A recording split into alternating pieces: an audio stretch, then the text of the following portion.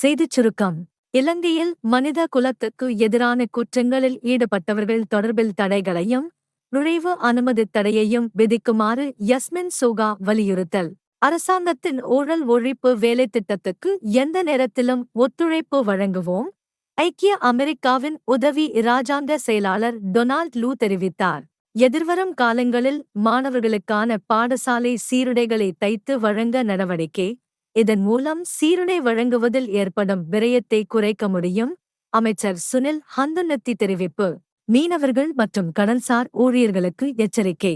பண்டிகை காலங்களில் அரிசிக்கு தட்டுப்பாடு ஏற்படாது, குறிப்பிட்டார் விவசாய மற்றும் கால்நடை பிரதி அமைச்சர் நாமல் கருணாரத்ன.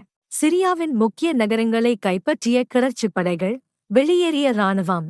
தென்கொரிய ஜனாதிபதிக்கு எதிரான அரசியல் குற்றவியல் பிரேரணை முயற்சி, ஆளும் கட்சி நாடாளுமன்ற உறுப்பினர்களின் ஆதரவின்மையால் தோல்வியடைந்தது. விரிவான செய்திகளுக்கு தமிழன்குரல் செய்திகளுடன் இணைந்திருங்கள். நன்றி, வணக்கம்.